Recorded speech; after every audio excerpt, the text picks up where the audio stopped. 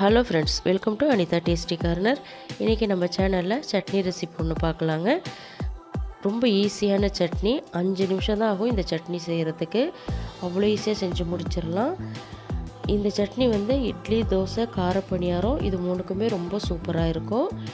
வாங்க இப்போ எப்படி செய்கிறதுன்னு பார்க்கலாம். நம்ம சேனலை இது வரைக்கும் சப்ஸ்கிரைப் பண்ணலன்னா மறந்துடாமல் சப்ஸ்கிரைப் பண்ணிக்கோங்க. பேன் ஹீட் பண்ணி அதில் 1 டேபிள் ஸ்பூன் அளவுக்கு எண்ணெய் சேர்த்துக்கோங்க. எண்ணெய் சூடானதும் ஒரு பிஞ்ச் அளவுக்கு வெந்தயம் சேர்த்துக்கோங்க. 1/2 டீஸ்பூன் சீரகம் சேர்த்துக்கோங்க. 2 மீடியம் சைஸ் வெங்காயம் சேர்த்துக்கோங்க. 8 பல் பூண்டு, காரத்துக்கு 3 காஞ்ச மிளகாய், 1 பச்சை மிளகாய் சேர்த்து கண்ணாடி பதம் வர வரைக்கும் நல்லா வதக்கி எடுத்துக்கோங்க. வெங்காயம் கண்ணாடி பதம் வரணும், அந்த அளவுக்கு வதக்கிக்கோங்க. இந்த அளவுக்கு இந்த வெங்காயத்தை வதக்கி எடுத்துக்கோங்க, கரெக்டாக இருக்கும். இது கூட 3 தக்காளி பழம் கட் பண்ணி வச்சுருக்கேன், அதையும் சேர்த்துக்கலாம். சேர்த்துட்டு இது மிதமான தீயில் வச்சு தக்காளியோட பச்சை வாசனை போகிற வரைக்கும் நல்லா வதக்கி எடுத்துக்கோங்க. இந்த அளவுக்கு இதை வதக்கி எடுத்துக்கோங்க. தக்காளி நல்லா மசிஞ்சு பச்சை வாசனையெல்லாம் போயிருக்கு. இந்த அளவுக்கு இதை வதக்கிக்கணும். இப்போ இது கூட ரொம்ப சின்ன அளவுக்கு புளி சேர்த்துக்கோங்க.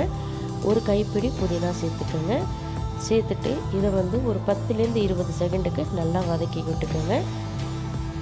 அடுப்பு லோ ஃப்ளேம்லேயே வச்சுக்கோங்க. இப்போ பார்த்தீங்கன்னா புதினா எல்லாம் நல்லா வதங்கி வந்துருச்சு. இந்த அளவுக்கு இதை வதங்கிக்கணும். ஒரு 10-20 செகண்ட் வதக்கினா போதும், அதிக நேரம் வதக்க தேவையில்லை. இப்போ இந்த சட்னியை நல்லா ஆற வச்சுக்கலாம். ஆற வச்சுட்டு ஒரு மிக்சர் ஜாருக்கு மாற்றிக்கோங்க. இந்த சட்னிக்கு தேவையான அளவு உப்பு சேர்த்துட்டு கொஞ்சமாக தண்ணி சேர்த்து கொரப்பாக அரைச்சி எடுத்துக்கிட்டு வந்துடுங்க. உங்களுக்கு சட்னி திரியாக இருக்கிறது பிடிக்கல அப்படின்னா நீங்கள் நைஸாக கூட அரைச்சி எடுத்துக்கலாம்.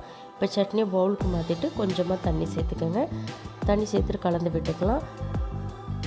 சட்னி இந்த அளவுக்கு வேணும்னா நீங்கள் தண்ணி சேர்த்துக்கலாம், இல்லை திக்காக வேணும்னா திக்காகவும் நீங்கள் அரைச்சி எடுத்துக்கலாம். இப்போ தாளிக்கிறதுக்கு 2 டீஸ்பூன் எண்ணெய், 1/2 டீஸ்பூன் கடுகு, 2 காஞ்ச மிளகாய், கொஞ்சம் கருவேப்பிலை சேர்த்து தாளித்து இதில் சேர்த்துக்கோங்க. அவ்வளோதான், சட்னி ரெடி ஆகிடுச்சு. 5 நிமிஷமே அதிகங்க இந்த சட்னி செய்கிறதுக்கு. அந்த அளவுக்கு ஈஸியாக செஞ்சு முடிச்சிடலாம். டேஸ்ட்டும் நல்லாயிருக்கும். தேங்க்ஸ் ஃபார் வாட்சிங்.